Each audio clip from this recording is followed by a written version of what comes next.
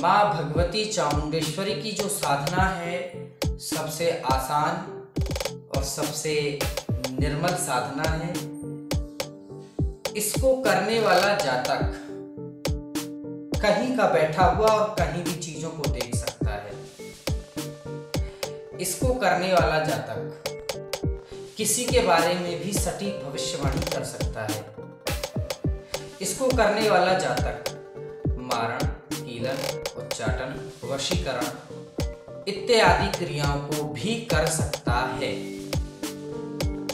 इसकी साधना जो मां चामुंडा की साधना है, वो साधना का मंत्र और विधि इस प्रकार है कि सबसे पहले जब साधना की जाए तो साधक 7 दिन तक न अपने बाल काटे, न नाखून काटे, न झूठ बोले, न चोरी करे, न किसी को कुदृष्टि से देखे, न किसी को बुरी दृष्टि से देखे, तो ही मां चामुंडा की साधना सिद्ध हो सकती है। ये 7 दिन का नियम है जो कि साधना से पहले हमको फॉलो करना है।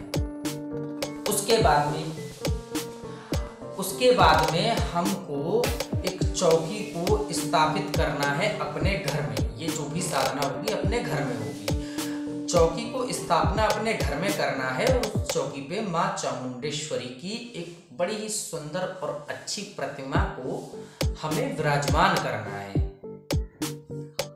प्रतिमा को विराजमान करने के बाद में हमको पीली माटी डाल करके, तो उसको माटी को डालने के बाद में उसमें हमें जौ, क्योंकि जौ होते हैं नवरात्रों में भी जौ बोए जाते हैं, हमें वो जौ डाल देने हैं। जौ डाल देने के बाद में हमें 10 दीपक, 10 महाविद्याओं की होती है ये साधना।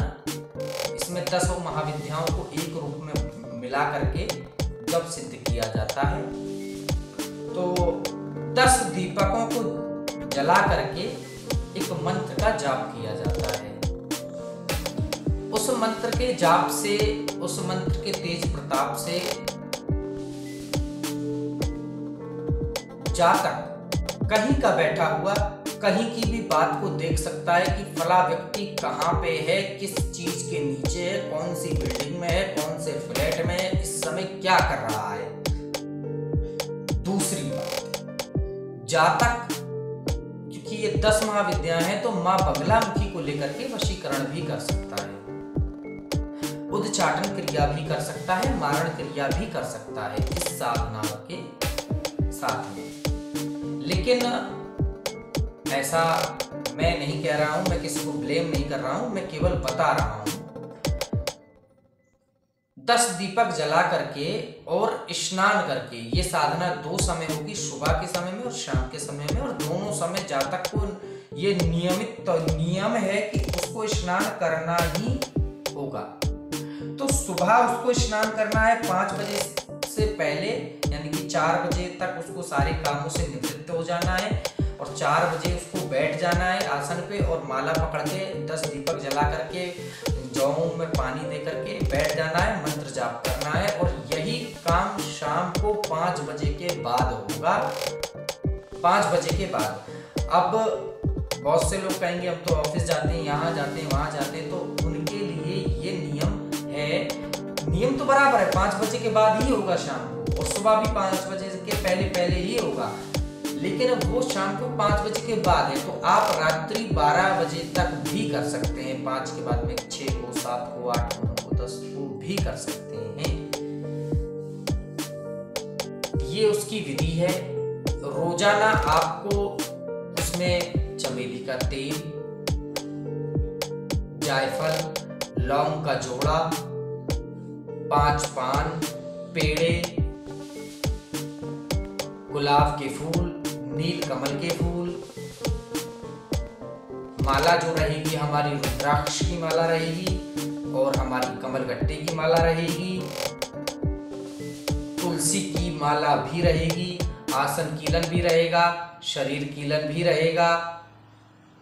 और इस साधना को करना हर किसी के बस की बात नहीं है, क्योंकि इस साधना को करने में देखो माँ को सिद्ध नहीं किया जाता है, माँ को तो रिझाया जाता है, मनाया जाता है। अब देखो, मैं सबको ब्लेम नहीं कर रहा हूँ, लेकिन जो इंसान के मन में जितनी श्रद्धा होगी, जितना भाव होगा, भगवान उसकी उतनी तो परीक्षा लेते हैं। जिसके मन में जितना भाव होगा, जितनी श्रद्धा होगी, ईश्वर उसकी उतनी परीक्षा लेता है। तो प्रभु को तो मनाया जाता है, जो जितनी जल्दी मना ले उसका उतना ही माता बेड़ा पार करे। लेकिन जो गलतियां इसमें करेगा वो उसका स्वयं भागीदार होगा, और जो भलाई करेगा वो उसका स्वयं फल पाएगा। तो ये साधना की विधि है, और इस साधना को अगर आप चाहो तो कभी भी आप इस्तेमाल कर सकते हो, कहीं पे भी, किसी के ऊपर भी, क्योंकि इसमें माता स्वप्न में नहीं आती है, माता शीश पे नहीं आती है, माता आमने सामने बैठ करके अपने जातक को दर्शन देती है। जैसे सिद्ध किया मैंने दुर्गे को, जो मेरी हरदम करे सहाय। तो माता सामने बैठ करके जातक को दर्शन देती है, उसको हर चीज को बताती है, भूत भविष्य वर्तमान क्या चल रहा है, कोई कहाँ जा रहा है, किससे मिल रहा है, क्या बात हो रही है, सब बताती है। लेकिन जातक के ऊपर मर्यादाएं लग जाती हैं कि तुमको ये काम नहीं करना है, तुमको ये काम करना ही करना है। तो ये साधना, ये रिझाना बहुत कठिन है और बहुत आसान भी है। तो जिनको भी मंत्र चाहिए, देखो मंत्र में यहाँ इसलिए नहीं डाल सकता क्योंकि छोटी मोटे मंत्र नहीं है ये, और मैं हर किसी को ये मंत्र देना भी नहीं चाहता हूँ। अगर किसी को ये मंत्र चाहिए तो मेरे से संपर्क कर ले, मैं उन्हें ये मंत्र बता दूंगा, उनकी वाणी और उनका मन देख करके। अन्यथा राधे राधे।